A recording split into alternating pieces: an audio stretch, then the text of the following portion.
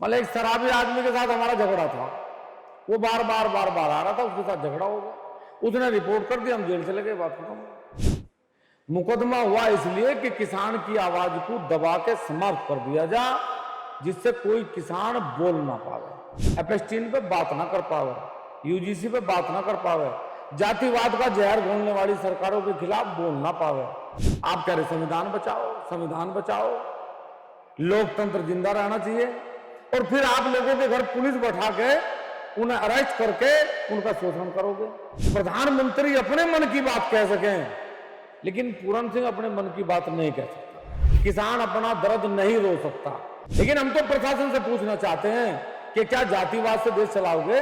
आदरणीय प्रधानमंत्री जी मेरठ आए तो बड़े बड़े लीडर जो है ना, माइक बांध के प्रधानमंत्री जी आएंगे भाई, आप सबको आना है, खुशामद कर रहे लोगों की, आने रुझान आ रहा। जब उन्होंने कहा भारत माता की जय, लोगों ने कहा यूजीसी रोल बैक। साथियों नमस्कार, हम लोग इस समय नसीरपुर गांव में हैं और नसीरपुर गांव में ठाकुर पूरन सिंह जी के आवास पे हैं। राष्ट्रीय किसान मजदूर संगठन के अध्यक्ष ठाकुर पूरन सिंह जी के खिलाफ अभी 2 दिन पहले बहुत गंभीर धाराओं में मुकदमा दर्ज हुआ, उनके परिवार के खिलाफ मुकदमा दर्ज हुआ।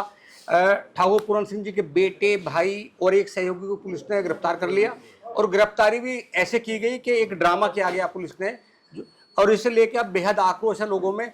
पूरे पश्चिम उत्तर प्रदेश नहीं, जहां जहां संगठन है उत्तर भारत में, उन तमाम लोगों में इस घटना को लेकर आक्रोश है। और 14 मार्च को मुजफ्फरनगर जो कलेक्ट्रेट है उसे घेरने का ऐलान किया गया है, और जिसमें तमाम जितने भी संगठन है किसानों की, उन सबके प्रतिनिधि और आम जनता की जाने की संभावना है। हमारे साथ में ठाकुर पूरन सिंह जी हैं, हम इनसे बात करेंगे कि वो मसला क्या था।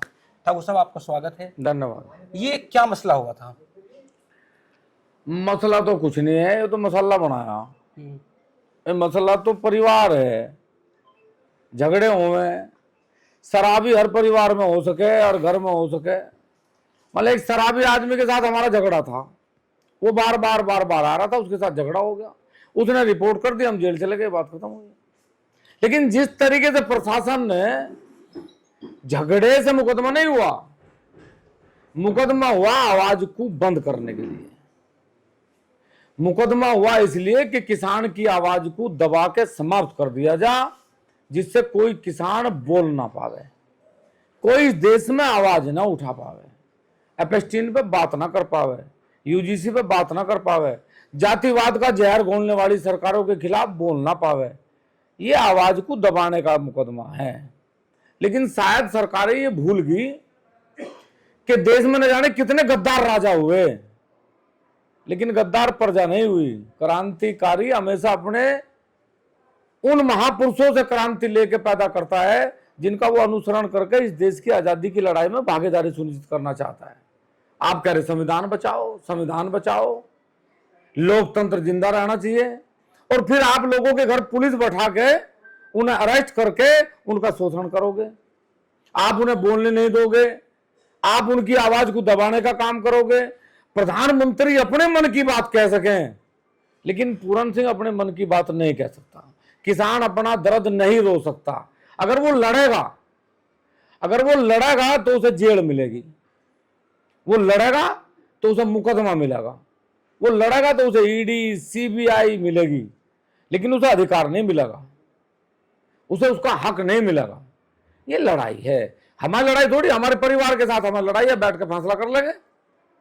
लेकिन हम तो प्रशासन से पूछना चाहते हैं कि क्या जातिवाद से देश चलाओगे, या आप धर्मवाद से देश चलाओगे? ये आपको लगता है जो धौलाना से आपकी यात्रा थी दिल्ली तक 7 मार्च को, ये उसका भी कहीं ना कहीं इफेक्ट है आवाज दबाने के लिए? इस तरह का काम किया गया? आप धौलाना दिल्ली छोड़ दो, हमें छोड़ दो, बताओ ना देश का एक नेता का नाम बताओ ना जिसे बोलने दे रही हो सरकार।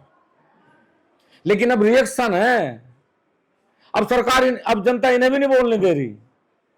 आदरणीय प्रधानमंत्री जी मेरठ आए तो बड़े बड़े लीडर जो है ना, माइक बांध के प्रधानमंत्री जी आएंगे भाई, आप सबको आना है, खुशामद कर रहे लोगों की, आने रुझान आ रहा। कल परसों अमित शाह जी उत्तराखंड में थे, जब उन्होंने कहा भारत माता की जय, लोगों ने कहा UGC roll back, UGC roll back.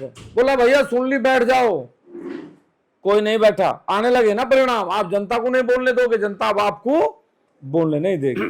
आपको ऐसा नहीं लगता कि हम लगातार बहुत सारी सरकारों को हमने देखा, आंदोलन हर सरकार में चले, लेकिन ऐसा पहली बार इस सरकार में हो रहा है कि वो जो हाउस अरेस्ट का एक कॉन्सेप्ट निकाल कर लाए हैं कि कहीं आंदोलन हो रहा है तो उसके घर पे पुलिस बिठा दी। आपको लगा नहीं कि ये अजनबत तरीका ढूंढ कर लाई है कि हाउस अरेस्ट कर लो और जाने मत दो कहीं भी किसी नेता वैसे को? तो ये हमारा संविधान, इसमें 70% जो लिखाई है वो इंग्लैंड, ब्रिटेन, अमेरिका, पता नहीं कहां से लेके ये उस समय बनाया था। लेकिन आज हमें 75 साल के बाद ये तो एहसास हो रहा कि भाई ये जो संविधान है ये अंग्रेजों का ही है। अंग्रेज छोड़ के इस संविधान को गए, बैठ के लिखवा के गए इन पे कि हमारे बाद अगर आपको शासन करना है देश में तो आप सिर्फ इस संविधान से शासन कर सकते हो। धारा 144 का विरोध मेरे आदरणीय, मेरे गुरु, राजगुरु सुखदेव भगत सिंह ने करा। क्यों करा? क्योंकि देश में अंग्रेजों को जब भी कुछ करना होता था वो धारा 144 लगाते थे कि भारत के लोग चार इकट्ठा ना हो सके। देश आजाद हो गए, उन्होंने फांसी खा ली, धारा 144 आज भी लगा रही सरकार। क्यों लगा रही पता है आपको? वो संविधान जो है ना, वो जो नियम है, वो जो कानून है, वो इंग्लैंड का है, उसे लागू करना चाहती है। आहिस्ते आहिस्ते में अब उसकी बानगी लोगों को नजर आने लगी। आप किसान आंदोलन करोगे तो गिरफ्तारी होगी। सरकार ने पता कितने प्रकोष्ठ बना रखे, दलित प्रकोष्ठ, अल्पसंख्यक प्रकोष्ठ, पिछड़ा प्रकोष्ठ, समान प्रकोष्ठ, महिला प्रकोष्ठ। अरे जातियों में तुम बांट रहे भाई, हम बांट रहे जातियों में। प्रकोष्ठ किसने बनाया? पार्टियों ने। ये पिछड़े वर्ग का नेता है, ये दलित वर्ग का नेता है, ये सामान्य वर्ग का नेता, किसने पैदा करा? सरकार ने। ये दलितों का नेता है, ये पिछड़ों का नेता है, किसने पैदा करा? सरकारों ने। समाज ने नहीं करा। समाज कभी नहीं कहती। संगठन का नाम है भारतीय किसान संगठन, किसान मजदूर संगठन। जाति का नाम है क्या? नाम पार्टी का भारतीय जनता पार्टी। और क्या कह रही? बोलो नहीं भाई अब यूजीसी लेकर आवेंगे। यूजीसी क्यों लेकर आ रहे आप? इसलिए लेकर आ रहे कि जातीय टकराव होवे। जहां स्कूल में बच्चों को पढ़ना चाहिए वहां उन बच्चों में विरोध पैदा होवे, वो लड़े, आपस में मुकदमे लगवावे और वो नौकरी ना मांगे, बस मुकदमों में फंस जाए। इसलिए यूजीसी आई। भविष्य के लिए नहीं आई, भविष्य खराब करने के लिए यूजीसी आई। सरकार के पास नौकरियां नहीं है, सरकार के पास मुकदमे हैं। 12 साल हो गए देश के प्रधानमंत्री, 12 साल से हैं मोदी जी। जब वो 2014 में प्रधानमंत्री बने तो तब उन्होंने कहा था कि किसानों की आय दोगुनी करेंगे। तो हम आपसे जानना चाह रहे हैं कि कितनी आय दोगुनी होगी किसानों की? एक वो कहावत सुनी आपने कि सुगड़ भलाई ससुराले और बैल खोल बहू का दे। मतलब पहले तो बता था प्रधानमंत्री का आय थी कितनी? इस देश की कोई सरकार आज तक यही नहीं बता पाई कि किसान की आय कितनी। तो मुझे नहीं तो बताओ 2 गुना होगा क्या? 2 गुना भार है, 2 गुना कर्जा है, 2 गुना आत्महत्याएं बढ़ी, 2 गुना मुकदमे बढ़े। बता रहे ना देश का वित्त मंत्री कि हमने 2 गुना आय कर दी। गन्ने का भाव तो फिर अब लो 800 रुपए क्विंटल होना चाहिए था, गेहूं का भाव 10,000 रुपए क्विंटल होना चाहिए था, धान का भाव होना चाहिए था 12,000 रुपए क्विंटल। आए 2 गुना हो कहां? पता तो लगे ना। 2 गुना मुकदमे, 2 गुना भार, 2 गुना आत्महत्याएं हुई देश में, 2 गुना आय नहीं हुई, क्योंकि सरकार को पता ही नहीं आय कितनी है किसान की।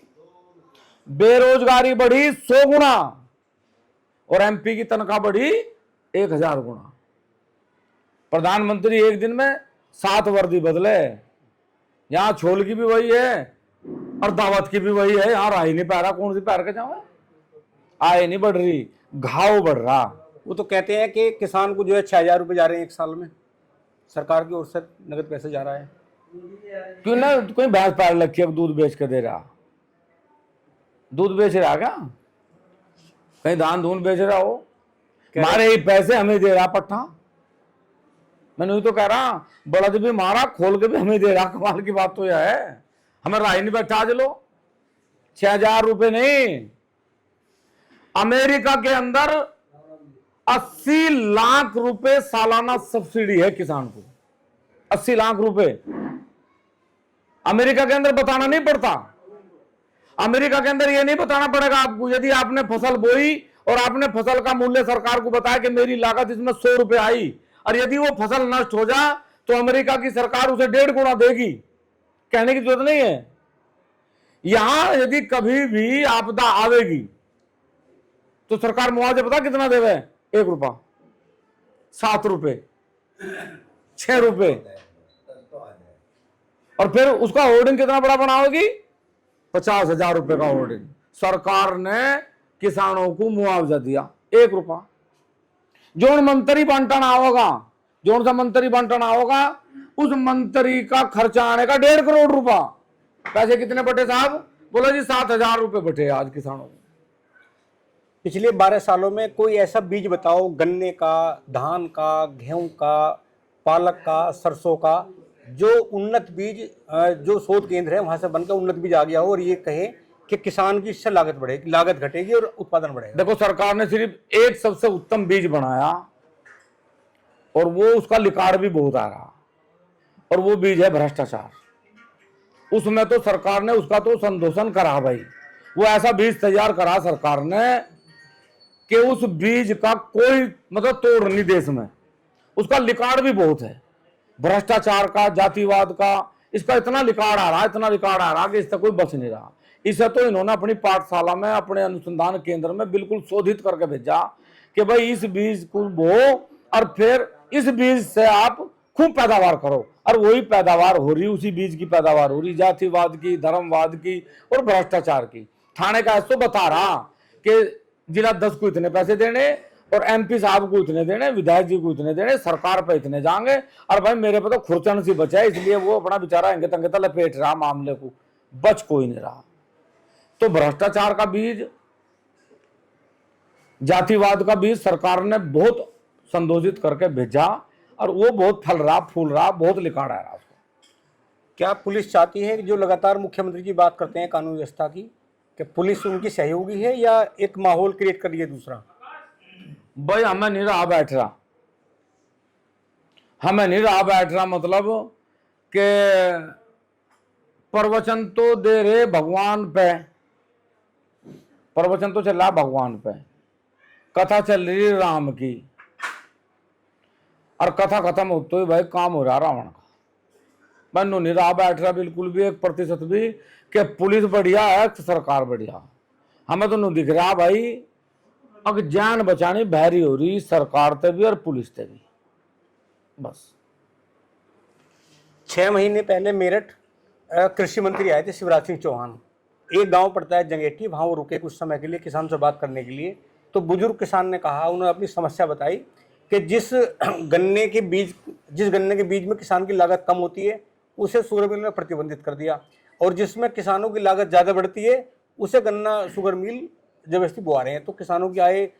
तो उन्होंने कहा कि वो जो ऐसे बीज हैं जिसमें लागत कम है उन्हें प्रतिबंधित किया जाए, प्रतिबंधित ना किया जाए। हुआ तो आज तक कुछ है नहीं। तो मैं आप ना मेरी बात को गहराई से समझने का प्रयास करना। सरकार ना तो किसी को बीज दे रही, ना सरकार किसी को भाव दे रही, सरकार दे रही घाव। अब उस घाव में भाई आप कितनी गहराई से काम कर रहे हैं, ये जनता का विषय है। यदि ईमानदारी से लोकतांत्रिक देश है तो ये बीजेपी की क्यों सरकार है, कांग्रेस की, समाजवादी की, बसपा की, ढिकड़े की, फलाने की सरकार क्यों है? यदि लोकतंत्र है, आप ये क्यों नहीं लिखते कि लोकतांत्रिक सरकार है, देश की जनता की सरकार है? देश में कोई एक बात बता दूं ईमानदारी से, एक भी राजनीतिक दल नहीं है फिलहाल देश में, एक भी नेता नहीं है देश में।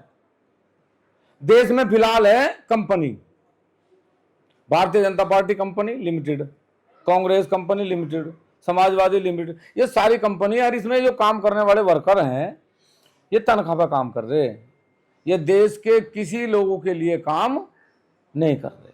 कोई पार्टी नहीं है देश में फिलहाल, देश में कंपनी है और कंपनी का प्रचार हो रहा और फायदा भी कंपनी को हो रहा। बस इसमें आप ना कितना लपेट के बता दो, इसे बीज कौन सा है साहब, अनुसंधान केंद्र कौन सा है साहब, ये मतलब सरकार कह रही कि अपना माल कहीं ले जाओ। चलो भाई ठीक है, अपना माल कहीं ले जाओ। मान लिया हरियाणा से हम लड़की ला सकें, बारात लेके जा सकें, कोई रोक टोक नहीं, कोई दिक्कत नहीं, पर हरियाणा से हम गन्ना नहीं ला के बेच सकते, उत्तर प्रदेश से धान नहीं ले जा सकते।